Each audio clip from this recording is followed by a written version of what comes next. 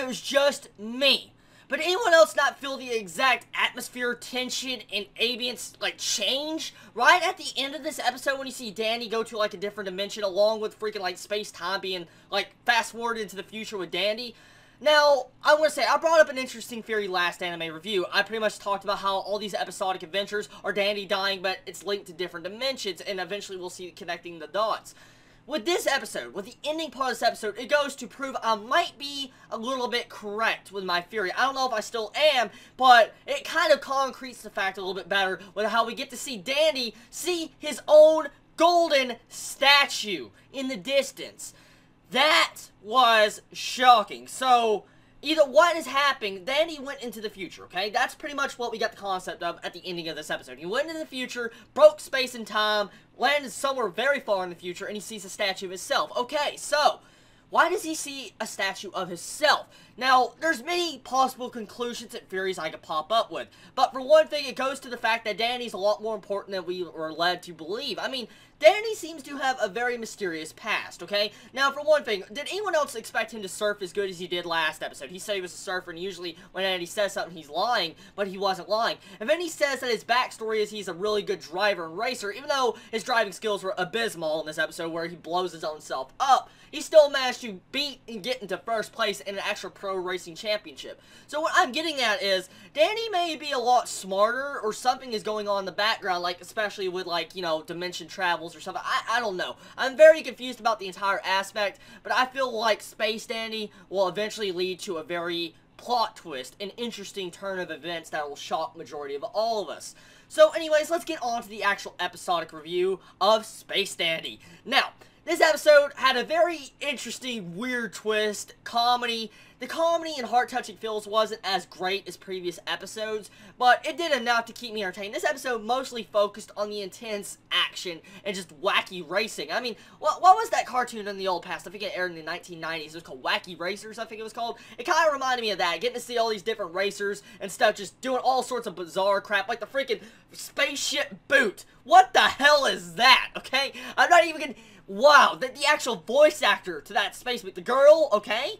Was not even English. I didn't even know what language she was speaking. It sounded like Russian or something. I really don't know. It was not Japanese, so I was like, what the hell is that? So, really freaking interesting. I like the actual entire concept, all these different characters with their unique little abilities, but the major section of this fighting, of this racing, was pretty much on Cool and Space Dandy, or should I call him Space Cool? Whatever his name is not that good for it to be called Cool of all things.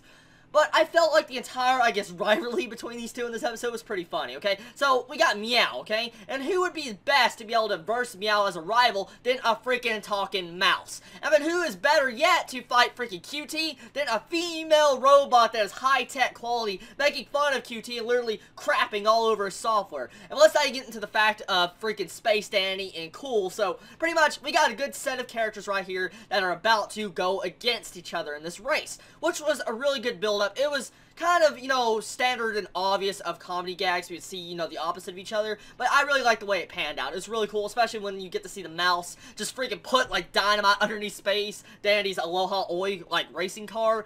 Really, pretty freaking funny, okay? And then the actual, like, steam bun. Oh, okay, Meow. You don't know how to fill up a space car. Fine, okay? I'll look past that. But you put fucking space steam buns inside of a car as fuel? What the hell are you thinking, man? What the hell? So, apparently, vehicles in space can run off of food and steam buns. Wow, I wish I had a vehicle like that. I would be saving gas money all the time. So, I really liked that. That was some really funny comedy. And the way the actual narrator at the end of the episode, before they went into, like, the future, with Space Dandy went in the future, you had, like, this steam bun erupted and fused with the explosion or whatever, caused the entire warp in space. So, that's pretty funny. That steam bun actually had a purpose.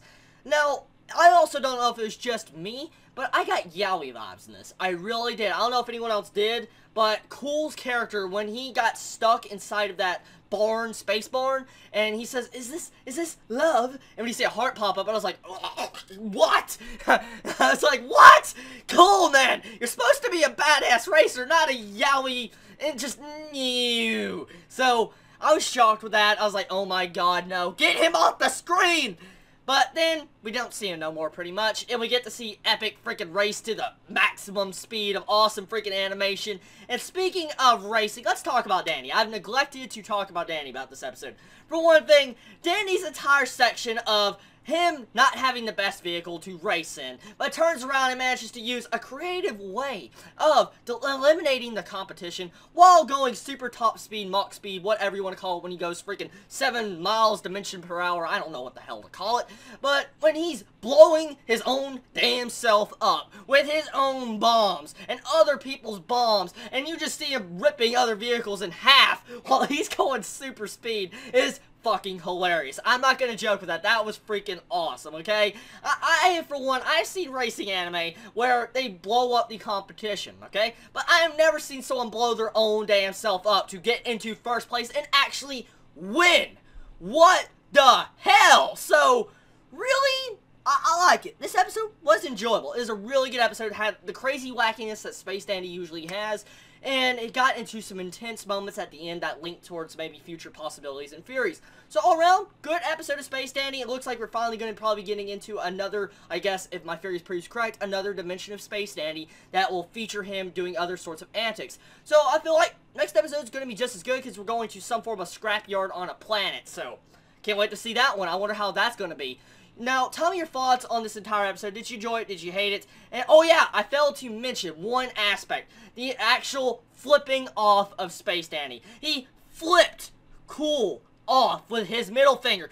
I laughed so fucking hard when you just see Space Dandy do something you've never seen before, flip him off, and then it's censored. Now, I don't know if the Japanese version is censored or not, I don't know, but the English version definitely was, and I still laughed so freaking funny. They're just so funny, okay? And so, I wanted to bring that up. What was your thoughts on all these different events in this episode? Did you enjoy it as much as me? And do you think we want more, like, I guess, heart-touching episodes like the 5th episode did to us? Or do you think they should try to do something new?